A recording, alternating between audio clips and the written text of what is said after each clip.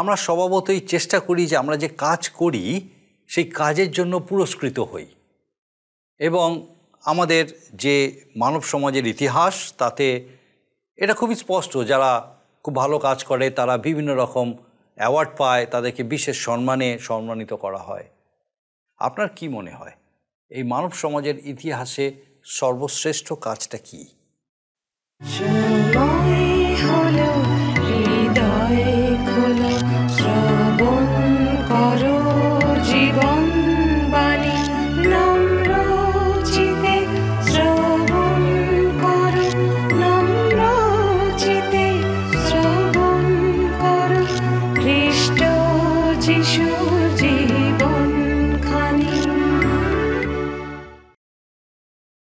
নমস্কার, জীবনবাণী অনুষ্ঠানে আপনাকে স্বাগত জানাই। আজকে প্রথমেই আমি আপনাকে একটা প্রশ্ন করতে চাই। আমার বিশ্বাস আপনি নিয়মিত আমাদের সঙ্গে এই ধারাবাহিক ঈশ্বরের বাক্যের এই ধারাবাহিক আলোচনায় উপস্থিত আছেন। আমার প্রশ্ন হলো, বিগত কয়েকটি পর্ব ধরে আমরা ফিলিপীয় মণ্ডলীর প্রতি সাধু পৌলের পত্র থেকে বিস্তারিতভাবে আলোচনা করছি।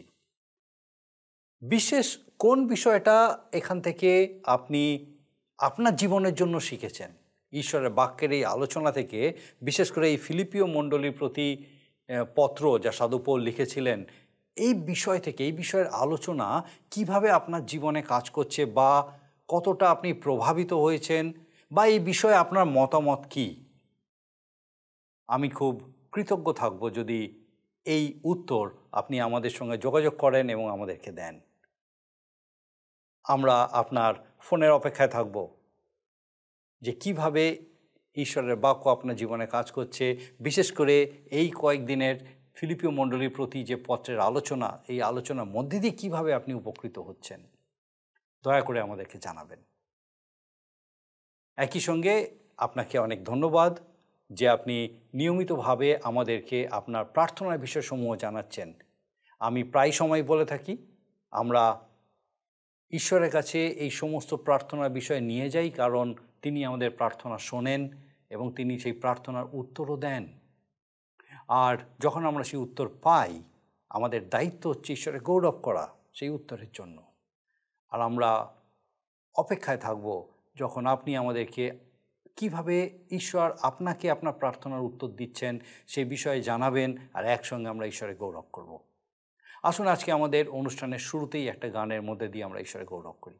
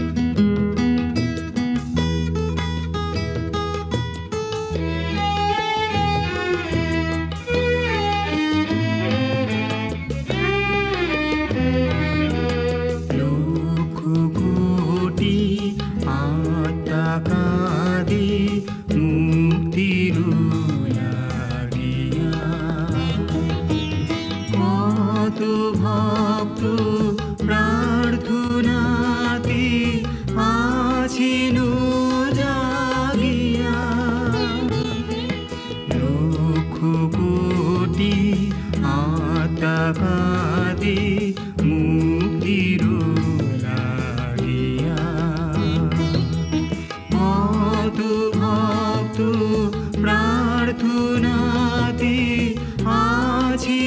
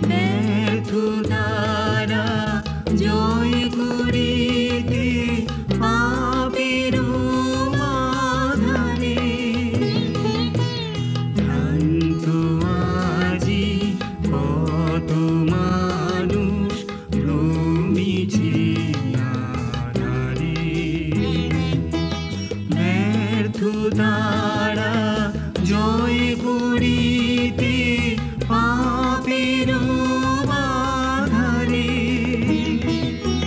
ছিন্ন করো পাপের বাঁধন, ছিন্ন করো পাপের বাঁধন, বিনতি শোনো তুমি, করলে অপূর্ব সাজে আমার জন্মভূমি। ধন্য মুক্তি দাতা যিশু, তোমার চরণ চুমি, করলে অপূর্ব সাজে আমার জন্মভূমি। আমরা ধারাবাহিকভাবে নতুন নিয়মের অন্তর্গত ফিলিপিও মণ্ডলীর প্রতি সাধু পৌলের পত্র থেকে আলোচনা করছি। সাধু পৌল মণ্ডলীর বিশ্বাসীদের উপদেশ দিয়ে বলেছেন যে খ্রিস্টের ভাব যেন তাদের মধ্যেও প্রকাশ পায়। আর খ্রিস্টের ভাব, যার প্রধান বৈশিষ্ট্য হলো নম্রতা, তার বর্ণনা করতে গিয়ে তিনি তার নেওয়া 7টি পদক্ষেপের বিষয়ে বলেছেন, যার মাধ্যমে খ্রিস্ট তার স্বর্গীয় গৌরব পরিত্যাগ করে মানুষের মাঝে অবতীর্ণ হয়েছিলেন। আমরা ইতিপূর্বে তার নম্র ভাবের প্রথম 4টি পদক্ষেপ অধ্যয়ন করেছি এবং আজকে আমরা বাকি 3টে পদক্ষেপ নিয়ে আলোচনা করব। খ্রিস্টের পঞ্চম পদক্ষেপ ছিল নিজেকে অবনত করা।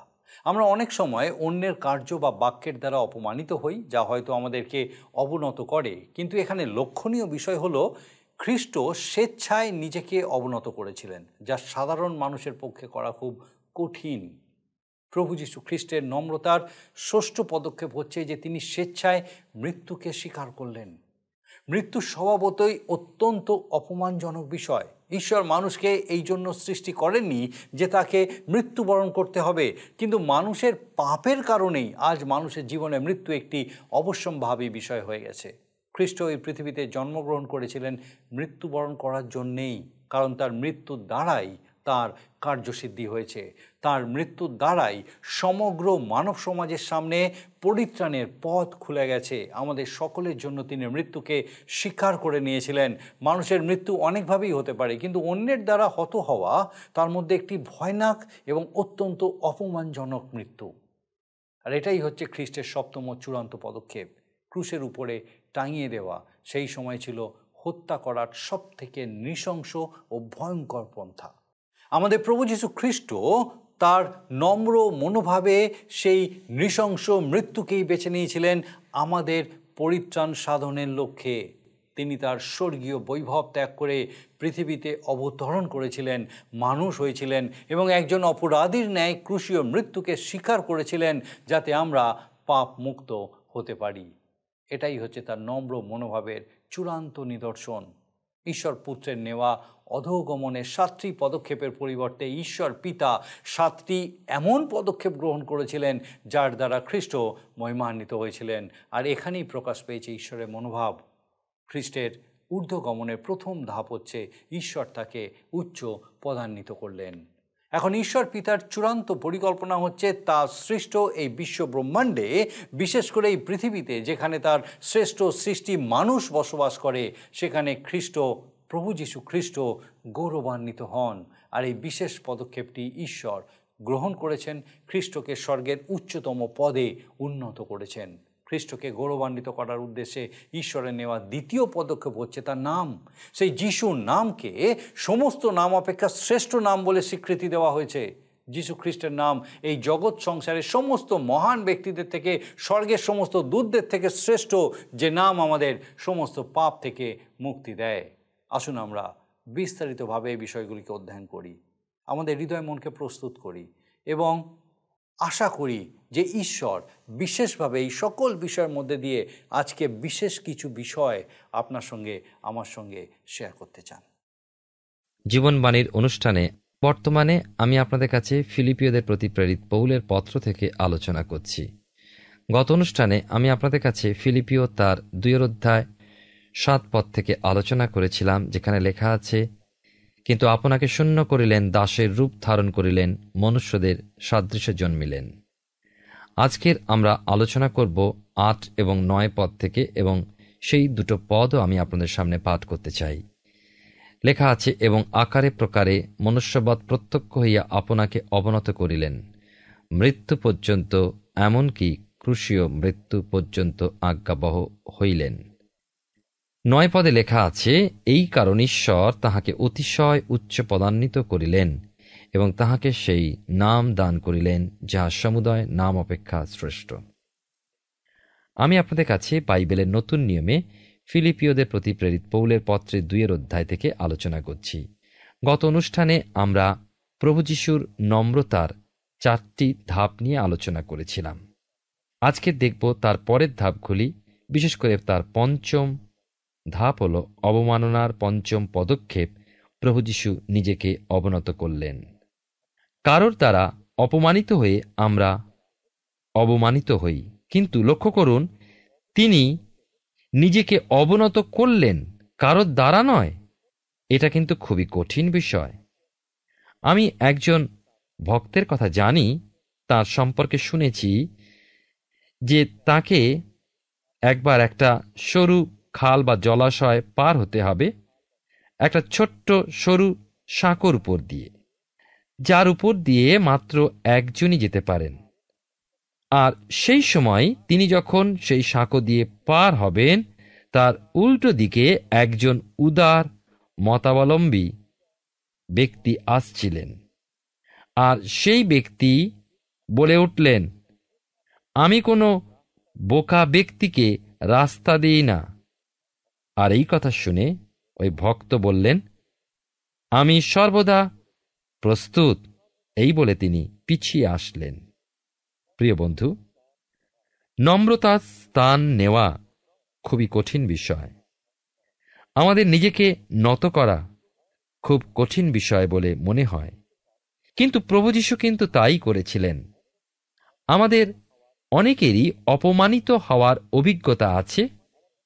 আমার মনে আছে, কোনো এক ছুটির দিনের এক কনফারেন্সে আমি বক্তা হিসাবে গিয়েছিলাম এবং সেখানে এক স্বনামধন্য বক্তা উপস্থিত ছিলেন।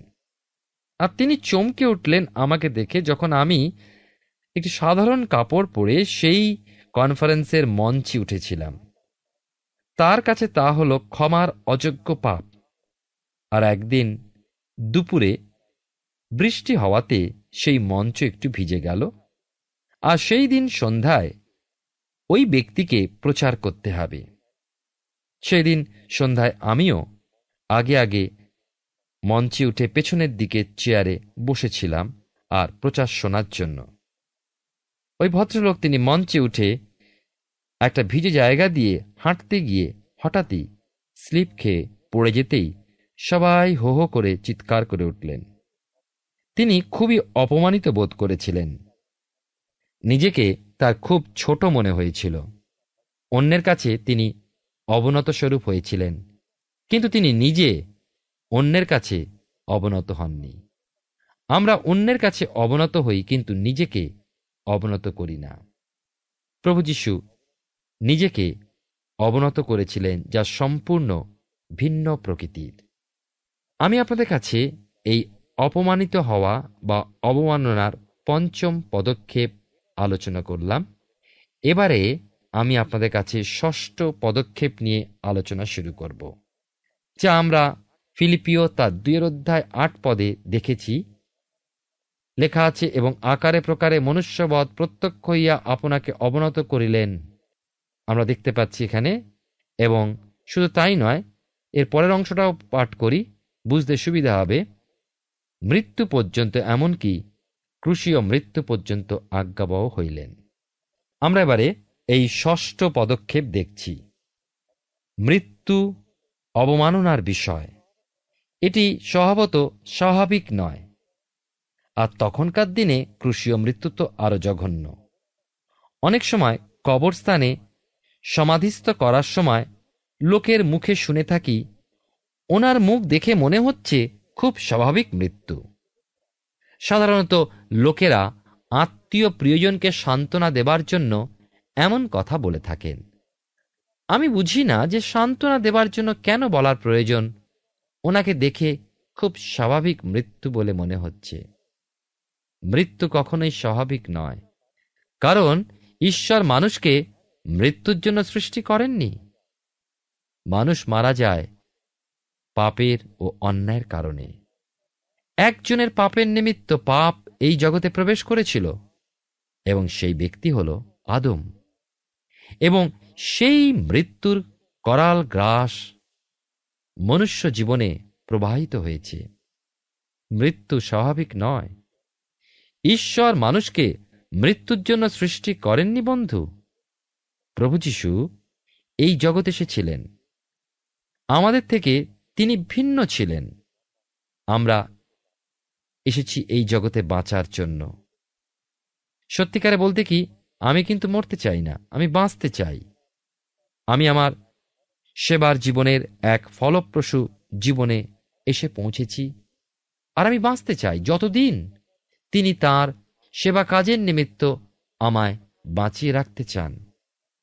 কিন্তু মনে রাখবেন, প্রভু যীশু জন্মেছিলেন মৃত্যুর জন্য। তিনি এই জগৎ এসেছিলেন মরার জন্য। তাকে মরতে হয়নি, কিন্তু ক্রুশীয় মৃত্যু পর্যন্ত আজ্ঞাবহ রইলেন, এবং স্বইচ্ছায় তিনি নিজেকে মৃত্যুর জন্য সমর্পণ করলেন। আমাকে মরতে হবে, কিন্তু আমি মরতে চাই না। প্রভু যীশুর মরার দরকার ছিল না, কিন্তু তিনি মরতে চেয়েছিলেন। কেন? যেন তিনি আমাদেরকে পরিত্রাণ দান করতে পারেন, যদি আমরা তাকে বিশ্বাস করি ও তাঁর হাতে আমাদের জীবনকে সমর্পণ করি। যীশু কি বলেছেন জানেন? যোহন লিখিত সুসমাচারের 10 অধ্যায় 15, 17 ও 18 পদে। আমি আপনাদের জন্য পাঠ করছি। যোহন লিখিত সুসমাচার 10 অধ্যায় 15, 17 এবং 18 পদ। যেমন পিতা আমাকে জানেন ও আমি পিতাকে জানি, এবং মেজদিগের জন্য আমি আপন প্রাণ সমর্পণ করি। পিতা আমাকে এই জন্য প্রেম করেন, কারণ আমি আপন প্রাণ সমর্পণ করি, যেন পুনরায় তাহা গ্রহণ করি। কেহ আমা হইতে তাহা হরণ করে না, বরং আমি আপনা হইতেই তাহা সমর্পণ করি। তাহা সমর্পণ করিতে আমার ক্ষমতা আছে, এবং পুনরায় তাহা গ্রহণ করিতেও আমার ক্ষমতা আছে। এই আদেশ আমি আপন পিতা হইতে পাইয়াছি। কি সুন্দর, কি অদ্ভুত, তাই নয় কি? আমি আপনাদের কাছে বাইবেলের নতুন নিয়মে ফিলিপিওদের প্রতি প্রেরিত পৌলের পত্রে 2 অধ্যায় থেকে আলোচনা করছি। এবারে আমরা 7ম ও শেষ সেই নম্রতার ধাপের বিষয় বা পদক্ষেপ আমরা লক্ষ্য করব। লেখা আছে, এমনকি ক্রুশীয় মৃত্যু পর্যন্ত। আমরা যা একটু আগে পাঠ করেছি ফিলিপিও তার 2 অধ্যায় 8 পদের শেষ অংশে। আমরা দেখি, শুধু এ নয় যে তিনি মৃত্যু পর্যন্ত আপনাকে অবনত করলেন, কিন্তু ক্রুশীয় মৃত্যু পর্যন্ত। আমাদের সময় বলা যেতে পারে বিদ্যুৎ চালিত চেয়ারে বা গ্যাস চেম্বারে। আমাদের সময় এইরকম মারাত্মক বা ভয়ানক মৃত্যুর মধ্যে অনেক সময় মানুষকে নিয়ে যাওয়া হয়। প্রিয় ভাই ও বোন, ক্রুশীয় মৃত্যু জঘন্য ও লজ্জাজনক মৃত্যু ছিল। প্রভু যীশু খ্রিস্ট গৌরব ও মহিমার উচ্চ সিংহাসন থেকে নিম্নতম স্থানে তিনি অবমানিত হলেন। কেন তিনি এমন করলেন? তিনি স্বর্গের সকল মহিমা ত্যাগ করলেন, এই জগতে নেমে এলেন, মানুষের রূপ ধারণ করলেন, মানুষ হলেন, এবং অন্যের অপরাধের নিমিত্ত মৃত্যুবরণ করলেন, আমার এবং আপনার জন্য। আর তা হল খ্রিস্টের মন। কি অদ্ভুত, কি মহান আমাদের এই খ্রিস্টের মন, যে মনের মধ্যে আমরা নম্রতার চূড়ান্ত আদর্শ দেখতে পাই। ধাপে ধাপে তিনি নেমে এলেন নম্রতায়, যেন তিনি আমাকে আপনাকে স্বর্গের ধাপে ঊর্ধ্বে নিয়ে যেতে পারেন, যেন আমরা ঈশ্বরের সান্নিধ্য লাভ করতে পারি। কি মহান সেই ঈশ্বর! তার হাত ধরে ধাপে ধাপে আপনি ঈশ্বরের নিকটবর্তী স্বর্গের অধিকারী হতে পারেন। এবার আমি আপনাদের কাছে আলোচনা করব ঈশ্বরের মন, খ্রিস্টের পদমর্যাদায় উন্নতি সাধন। পিতা ঈশ্বরের মন, খ্রিস্টের গৌরব সাধন করা। আমি এই পর্যন্ত নিম্নমুখী 7টি ধাপের বিষয় আলোচনা করেছি। এবারে আপনাদের কাছে ঊর্ধ্বমুখী উপরের দিকে 7টি ধাপ নিয়ে আলোচনা করব। 9 পদে কি লেখা আছে লক্ষ্য করুন। আপনার সামনে যদি বাইবেল আছে আমার সঙ্গে খুলবেন ফিলিপিও তার 2 অধ্যায় 9 পদ। এই কারণ ঈশ্বর তাহাকে অতিশয় উচ্চ পদান্বিত করিলেন এবং তাহাকে সেই নাম দান করিলেন যা সমুদয় নাম অপেক্ষা শ্রেষ্ঠ। আমরা দেখি এই অংশে, যে অংশটি আমরা পাঠ করলাম, প্রথম সেই ধাপ উপর দিকে ওঠার, ঈশ্বর তাহাকে অতিশয় উচ্চ পদান্বিত করিলেন। এই জগতে পিতা ঈশ্বরের মহান উদ্দেশ্য এই জগৎ সংসারে যা তিনি সৃষ্টি করেছেন, যেখানে প্রভু যীশু খ্রিস্ট গৌরবান্বিত হন, এবং তিনি গৌরবান্বিত হন এই পৃথিবীতে যেখানে মানুষ বাস করে, যেখানে মানুষ ঈশ্বরের বিরুদ্ধাচরণ করেছে। এই ক্ষুদ্র পৃথিবী তাৎপর্যপূর্ণ ও গুরুত্বপূর্ণ হয় খ্রিস্টের মৃত্যুর মাধ্যমে, আর কোনোভাবে নয়। নভোচরেরা বলেন, মহাশূন্যে আমরা ছোট্ট একটা দাগের ন্যায়, এবং যদি তা নিশ্চিহ্ন হয়ে যায় কালি শুষে নেওয়ার মতন, তবে এই বিশ্বব্রহ্মাণ্ডের কিছু যায় আসে না। এবং তা প্রকৃতই সত্য, যে বিষয় মানুষকে সম্মানিত করে তুলেছে এবং স্বর্গের দিকে দৃষ্টিপাত করে বন্দনাগীতি গাইতে সাহায্য করেছে। কারণ খ্রিস্ট যীশু এই জগতে নেমে এসেছেন ও ক্রুশের উপর তার বহুমূল্য জীবন তার জন্য দান করেছেন, আর সেই কারণে ঈশ্বর তাকে উচ্চ পদান্বিত করেছেন। কি মহান আমরা বিষয় আজকে জানতে পাচ্ছি, তাই নয় কি? দ্বিতীয় ধাপ আমরা লক্ষ্য করব, এবং তাহাকে সেই নাম দান করিলেন যাহা সমুদয় নাম অপেক্ষা শ্রেষ্ঠ। যদি আপনি এর পরেও কখনো তার নাম অযথা নেন, তবে এই কথা মনে রাখবেন, আপনি যে নাম অভিশাপ দেওয়ার জন্য ও মাটিতে নামিয়ে আনেন, ঈশ্বর সেই নাম উচ্চ পদান্বিত করেছেন। এই পৃথিবীতে সকল নামের ঊর্ধ্বে স্বর্গে গৌরবে অধিষ্ঠিত সকল দূতগণ অপেক্ষা তার নাম উচ্চে উন্নীত হবে। আসুন আমরা সেই জীবন্ত ঈশ্বর, সেই মহিমাময় ঈশ্বরের প্রশংসা গৌরব করি, যে তিনি আমাদেরকে তাঁর আশীর্বাদের আকর করার জন্য তিনি তাঁর একজাত পুত্র প্রভু যীশু খ্রিস্টকে স্বর্গের সকল আনন্দ, সকল আশীর্বাদ থেকে বঞ্চিত করে এই পৃথিবীতে পাঠালেন, যেন আমি আপনি উদ্ধার ও রক্ষা পাই, যেন আমরা যারা পাপী তাপী, যে আমাদের কোনো আশা নেই, তাদেরকে তিনি তাঁর কাছে স্থান করে দেবার যে উপায় করেছেন, তার জন্য আমরা ধন্যবাদ করি। আমরা ফিলিপিও পুস্তক থেকে ধারাবাহিকভাবে অধ্যয়ন করছি। আমার বিশ্বাস মহান ঈশ্বর বিশেষভাবে আপনার সঙ্গে কথা বলছেন। মানুষ যখন নিজের কার্যসিদ্ধির জন্য পরিকল্পনা করে, তখন নিজেকে শক্তিশালী করে তোলে, কিন্তু যিনি সর্বশক্তিমান, তার পরিকল্পনা কার্যকারী করার জন্য তিনি নিজেকে অবনত করেছিলেন। এটাই হচ্ছে চরম আশ্চর্যের বিষয়। আমরা দেখলাম যে কিভাবে খ্রিস্ট তার সমস্ত ঈশ্বরীয় অধিকার, স্বর্গের সমস্ত গরিমা ত্যাগ করে আমাদের মাঝে নেমে এসেছিলেন। কিন্তু তার অবতরণের উদ্দেশ্য এটা ছিল না যে তিনি তার শক্তিকে এখানে প্রদর্শন করবেন। তিনি একজন দাসের মতো নিজেকে নত নম্র করেছিলেন এবং তার উদ্দেশ্য সফল করার চূড়ান্ত পর্যায়ে এসে সেই ক্রুশীয় মৃত্যুর মতো জঘন্য নৃশংস উপায়ে মৃত্যুকে স্বইচ্ছায় গ্রহণ করেছিলেন। তিনি অবনমনের পদক্ষেপগুলি গ্রহণ করেছিলেন বলেই আজ আমরা আমাদের পাপ থেকে মুক্তি লাভ করেছি এবং এই প্রত্যাশায় জীবনযাপন করছি যে আমরা তারই সঙ্গে অনন্ত জীবনে প্রবেশ করব। ঈশ্বর পুত্রের বাধ্যতার পুরস্কার ঈশ্বর পিতা তাকে দিয়েছিলেন। তাকে তিনি পুনরায় 7টি পদক্ষেপে উন্নত করেছিলেন। এর 2টি ধাপ আজ আমরা অধ্যয়ন করেছি। ঈশ্বর পিতা অতিশয় উচ্চ পদান্বিত করেছিলেন এবং তার যিশুর নামকে স্বর্গ ও পৃথিবীর সকল নামের ঊর্ধ্বে স্থান দিয়েছিলেন। আমাদের আগামী পর্বে আমরা খ্রিস্টের বাধ্যতার প্রতি ঈশ্বরের মনোভাবের বাকি পদক্ষেপগুলি নিয়ে আলোচনা করব। আসুন এখন প্রার্থনায় যাব, আর আমি চাইব আপনি আমার সঙ্গে যোগ দিন। আসুন প্রার্থনা করি। পরম করুণাময় স্বর্গীয় পিতা, তোমার ধন্যবাদ স্তুতি করি, তোমার গৌরব করি। তোমার জীবন্ত বাক্য আমাদের সঙ্গে সুনির্দিষ্টভাবে আজকে কথা বলল। ধন্যবাদ দিই আমাদের প্রত্যেক দর্শক বন্ধুর জন্য প্রভুকে, যে তারা আজকে উপস্থিত হয়েছিলেন এখানে তোমার জীবন্ত বাক্যের সান্নিধ্যে, এবং প্রভু তোমার জীবন্ত সত্যে আরেকবার তুমি তাদেরকে নতুনভাবে উৎসাহিত উজ্জীবিত হতে সাহায্য করলে। আমাদের সেই প্রত্যেক দর্শক বন্ধু, তাদের পরিবার পরিজন প্রত্যেককে তোমার চরণে সমর্পণ করি।